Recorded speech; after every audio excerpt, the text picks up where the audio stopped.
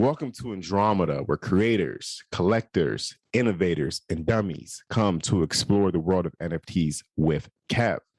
And today we have a very special guest, Mafico, who is a community mod for Panda Earth and historical NFT collector. So without further ado, Mafico, can you please let us know who you are, what you do, and how you got involved with pandas? Yeah, thanks, Kev, for having me. It's great to be here on your podcast. Big fan. I am a business strategy researcher in real life, and I study social businesses as well as digital communities, particularly Web3 communities, trying to understand how people come together and how they create value both off-chain and on-chain. Nice. Hell yeah. So, Mafico, very smart dude. I'm glad to have crossed paths with you in this whole NFT ecosystem, or should we say this mini metaverse that we're living in currently. So I pretty much just want to get right into it. I want to start off with Panda Earth. I want to start off with the dawn of the discovery. For those who are not sure what Panda Earth is, it is a 2018 historical NFT project that was pretty much rediscovered recently in the Adam Mcbride archaeologist Discord. And from my perspective, what was going on, shout out to Crypto Skulls, after the Crypto Skulls rediscovery, there was a massive surge of people looking and interest in historical NFT projects. It kind of shined light on all historical projects. And Gary V, who, brought a Crypto Skull and was a part of the whole Crypto Skull going parabolic, hopped in the archaeologist Discord. Once Gary V hopped in that Discord that we're all in, it became a massive fucking shill fest. Everybody was shilling. Every historical project you could think of was being shilled left and right. Every 2 to 3 seconds, there was a different shill going on. And in the midst of all that chaos, in the dawn of the chaos, somebody shilled Panda Earth. And Gary V responded and he said, tell me the story of Panda Earth. And that's where this whole journey begins. And that's my perspective of me first learning about Panda Earth and me first, it first gathered my attention. What was your perspective like during that dawn of discovery? Yeah, I mean, very much the same as you. When I saw Gary, wanted to learn more about it a day before I sort of delved into it. And I people were shilling him a lot of different projects. I didn't pay much attention to Panda Earth. It was only the next day when somebody asked in Adam Mcbride's Discord, hey, what was that project Gary wanted to learn more about? And someone just posted the link. And that's when it was kind of like the right moment, right time kind of thing. I had some time, free.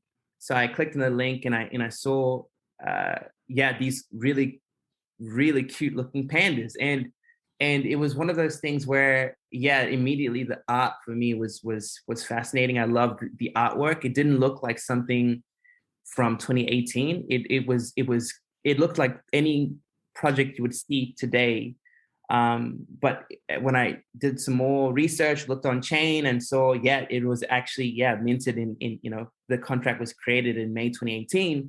That for me, just sort of light bulbs went off in my head. And it was like a very, very quick process of like doing a little quick research on the website on Google, looking at some of the websites, some of the other information to understand more about the project. And then, sort of looked at the collection and looked at what were the rarer ones in the collection and managed to buy one of the skeleton pandas. And it was a really cool moment. Nice. Shout out to the skeleton, man. That's a rare. What a fucking great snipe. So I want to go to the actual moment that morning. I was up in the Discord, in Adam Mcbride Discord, and somebody's like, yo, the pandas look cute. And one person gets it for point one, I think it was going for.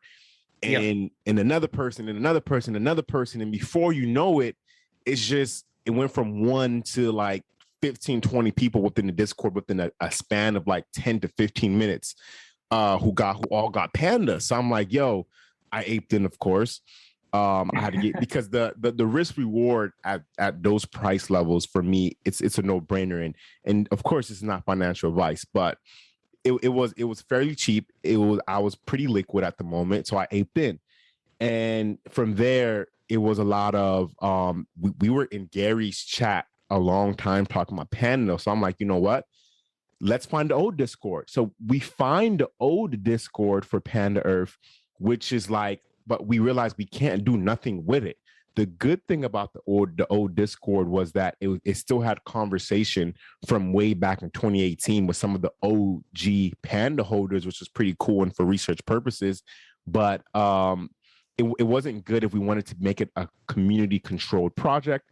So I went out and I created a Discord, and then you kind of reached out and said, "Hey, yeah, I want to take initiative and help out with this project." And I think that was the birth of where we are today, which I think is absolutely phenomenal. How a whole bunch of strangers just came together and said, "Let's work on this community together and let's take lead and action on it." Yeah, definitely, Kev. I think, how crazy it was, the fact that it went from, a link in a Discord to a new community formed so quickly. That's the fascinating thing about me about this story, that no devs around. Like, this is a project that has been abandoned for a long, long time, has been sitting dormant for a long, long time.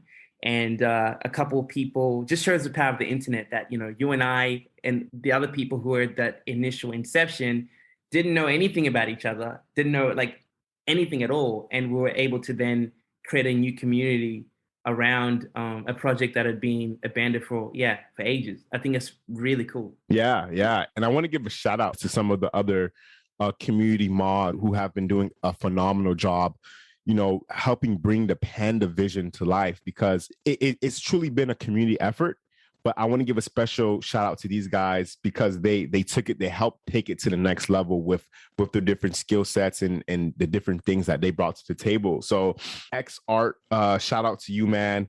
Shout out to Oxju, shout out to Pixelize, and shout out to Gleebot. Shout out to and of course shout out to Mafico. So shout out to all you guys who took initiative. Let's talk about the background and the history that we learned together about Panda Earth. We learned this from some old articles. We learned this from some of the OG holders, including Queen. Shout out to Queen. So I just want to know, based off of how do you feel about the original story of Panda Earth, and like what is your perspective on the history and the research we've been able to dig up? Yeah, I think again, what really gripped me about this project from the beginning has been the rich history of. Often with 2018 projects, you don't get as much information that's publicly available as you have with Panda Earth. I mean, there were so many articles outlining the mission, the vision, the values of this project, outlining exactly what this project was about, that it's been a goldmine for us in terms of unpacking that. And for me, what really becomes apparent after looking at the information is that Panda Earth appears to be one of the earliest, if not the first, blockchain game created in China. Wow. Which is really, really, really interesting historical aspect, given, we're seeing now NFTs, the emerging Asian market. There's a big focus now on Asia being onboarded into the sort of NFT industry, NFT space. So I think that's a really unique part of Panda Earth. I think as well, what is interesting to me about Panda Earth is that it is the environmental aspect, the fact that it was linked to pandas in real life. There's also something there around it being one of the earliest tokens that has attempted to address environmental issues, or attempted to link NFTs with environmental issues, which for me is fascinating, given people who aren't in the NFT space are often talking about, oh, NFTs are bad for the environment. Yeah. But this is a project that was in 2018, so early, looking to focus and addressing an environmental issue, which I think is just incredible. 100%. And I think the big focus that we need to look at in terms of, I'm a historical NFT collector because I like looking at the longer term picture of where this space is going and what's going on. China, have announced that they're going to be embracing NFTs. And here we go, saying this is potentially the first, Chinese NFT. I think long term, once word gets around, when that begins to pick up, this will be absolutely massive for that culture.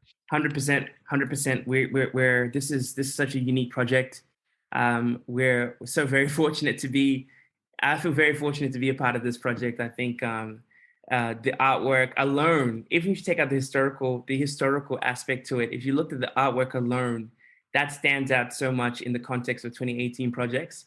But then when you add this other layer of rich history onto it, and then an amazing community, you have a unique environment where this project could be really something truly special. And I believe that Yeah. very much. And to stay on the 2018 topic, this is a long-term thesis that I have. But when you look at the year 2021 and in 2022, it's the rise of the 10K PFP projects. Every project created in 2021, damn near was a 10K PFP. Cool. But when you go back 3 years, 4 years now, and look at 2020, 2018, I think that segment of history where these early play to earn crypto kitty style projects, I just find so much fascination with them. They're going to have a special place in history when you look at crypto kitties, Panda Earth, crypto bots, crypto fighters, and many, many more. I'm excited to see where we place them and what rank we give them in history in a couple of years. Yeah, I'm the same as you. I think once we're sort of seeing this slow evolution in the NFT space from NFTs being profile pictures and digital collectibles, and I feel that the next stage, the stage where we're going to is going to be NFTs in games. Yeah. And I think then when that has really emerged, you'll then see a drastic appreciation in value of those 2018 projects that really pioneered the NFT gaming industry. So I'm very bullish as well on 2018 projects. That whole era of play to earn games is really cool. The breeding mechanics, not to mention as well, we speak about Panda Earth in terms of the staking process, which we haven't even talked about yet. Yeah. The staking element of the project, and actually being able to stake, pandas to receive a form of currency, that is also going to be looked at as a really important element going forward. Yeah, let's talk about it. So you could stake it and the currency was bamboo, but it never actually took off. The devs walked away from the project. With that being said, the staking element to it brings an interesting element in general in the NFT space about the ability to earn passive income off your NFT, which is something that we're not even discussing in the broader community right now. But I think we're likely to see aspects of that going forward. Yeah, definitely. So, and now that we're back on pandas. Let's talk about some of the hurdles the community immediate face, because the first 7 days once we started aping, I know we did a tremendous, I can't remember the exact ETH amount, but I know it was like 1.3 million in USD that we did. And that all came from no community control, like no dev control. You couldn't even find the pandas on OpenSea. The pandas were not listed on any major NFT search websites. And there was no Discord link within the OpenSea bio or Twitter link. So really, it was almost like this underground entrance of the only people who were really buying pandas were people who were really plugged in and like had some sort of active link to the OpenSea account. Because if you went on OpenSea and type in Panda Earth, you would get some type of scam project pulled up. So I think it's so interesting how we still did the amount of sales we did, but more importantly, the challenges that we were able to overcome and that we're still trying to overcome, regardless of the current situations that we face in front of us. Yeah, the challenges were so unique for all of us. So the mod team, us having come together for at that point in time, like 3 days, and things were going well for the first 3 days. Sales were increasing, volume was increasing. Then all of a sudden we had the situation where, in addition to not being searchable on OpenSea, not being linked into any of the NFT analytics websites at all. We had the situation where we had what we call dead pandas. So these are NFTs in the Panda Earth collection that have no metadata. So they're actually all the picture of the panda is missing. That it was never generated and never will be generated. So all of a sudden, people started posting, listing these dead pandas, which severely affected the floor price of pandas. If now, if you look at the current collection, you'll see dead pandas listed at 0.003 ETH, but the regular live pandas being listed at 0.15, 0.16 ETH. And so that added another element to it, which then as the mod team, we had to sit down and think about what the best way to solve this, because it's not a sustainable situation for the long term. Something had to be done about it. Yeah. And I think, and there's two things, and to kind of keep diving deeper into that story, into to what you stated, was that you could feel community morale kind of take a decline when people are coming in like, yo, what's going on with the floor? Yo, I just brought a picture. I just brought a panda. My panda has no image. And these were just all brand new challenges being presented to the mod team. And we're not the devs of the project, so there's only we were very limited in what we could do. But yeah, just shout out to Oxju and especially Frank for taking lead and saying, let's rewrap these pandas, having the knowledge of how to rewrap the pandas, and rewrapping the pandas gives us access to, post on these NFT analytical sites, have us clear open sea search for us, allow us to link our Twitter and Discord and all that within the bio, and this gives the community full access to when we want to create a DAO and give back to panda conservations, so forth and so on, which we're still working out all those details. But I think the challenge of through the challenges, a stronger community was formed, and you could sense the community morale kind of increasing back again through what people are saying, and people aren't really, stooping low to list their pandas at the same price that the dead pandas are listed at. And to me, that makes me very excited and happy. Yeah, it makes me very excited and happy as well, Kev. I think you can see what the community right now is very much behind the plan that's being put in place. I've seen the action and how quickly and passionate the mod team is around resolving these issues. And as you said, like Oxtra and Frank, having community members who have expertise in some of these technical matters, stepping up and saying, hey, I can do this, I can help out. That's just made the world a difference, because without them, yeah, we wouldn't even be discussing this solution. We wouldn't be this far along with implementing this solution. So the community is very much excited about the project. Just shows how passionate people are about pandas.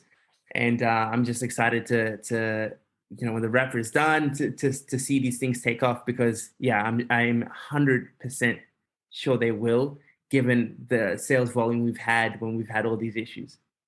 Yeah, I think that's pretty cool. So I want to just discuss Panda Rarities a little bit. I know you have a skeleton panda, correct? Yes. Yeah, so there's skeletons, there's brides, there's robots, and then there's the guardians. And the guardians. I think the guardians are so special because there's about 50 guardians. I believe 50 guardians, and they're all locked away in the original developer's wallet. So unless that original developer comes out, those beautiful, nicely designed guardians are just pretty much here to watch over us, where we use them for cool things. Like I use them to cover my building. I made a panda building in Aether City that I kind of designed in Guardians. We use it for Twitter and for cool things like that. But I think it adds to the allure that nobody could really purchase the Guardians. Yeah, that's and I didn't know about the Guardians when I initially got into this project, but that's been a really, really cool and unique part of the story. The fact that you have some of the rarest items in the collection that are you're gonna need to look at, but you can never buy. I think that's such a cool part of the story, and definitely the fact that they're named Guardians helps us out a lot. And Kev, as you said, we use in Twitter, we use it on different. We use them in different capacities.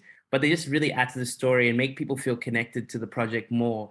Rarity has been one of the key questions that the community has asked, especially given in the current collection on OpenSea.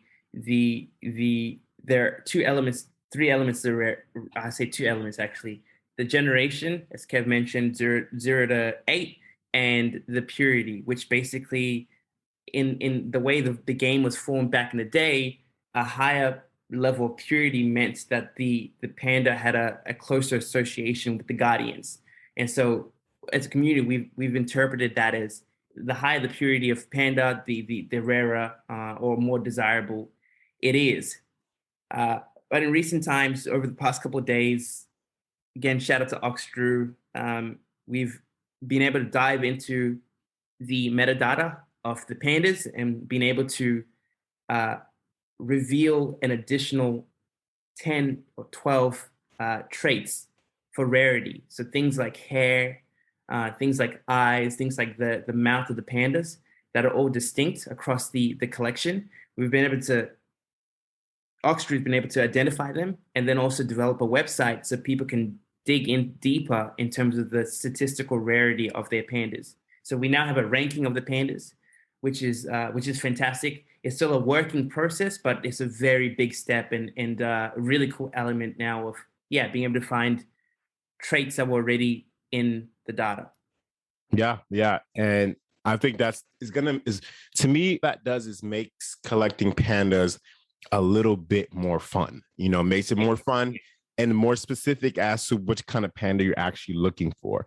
So before we end this thing, man, what is the community vision, DAOs, what do you want to do with royalty fees? And if we decide to collect those, like, what is the long-term vision of what we're trying to create, in your opinion, for Panda Earth? Yeah, it's a really exciting one.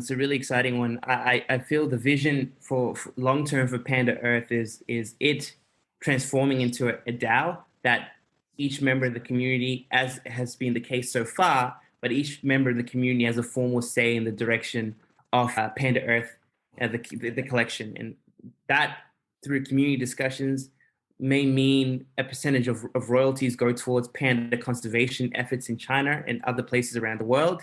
That may mean, as a community, we decide to invest surplus income from the sales into other historical projects and have a sort of investment fund there on behalf of pandas. There's so many possibilities to what we can do with it. But I think that would be the decision that the community makes. And in this next couple of days and weeks, what we'll be doing is asking the community for submissions so we can all decide together what the future for Panda Earth will be. I love that. And for me, the future for me, I would want for us to create a self-operated, strong DAO that gives back to pandas. I think we have to some way or some form just give back to the pandas. I don't know how exactly that's going to happen. I don't know in what form that's going to happen, but that's definitely going to be a part of one of the proposals that I submit. But with that being said, thank you, Mafico, for tuning in and joining us and co-hosting this amazing segment. But Andromeda out.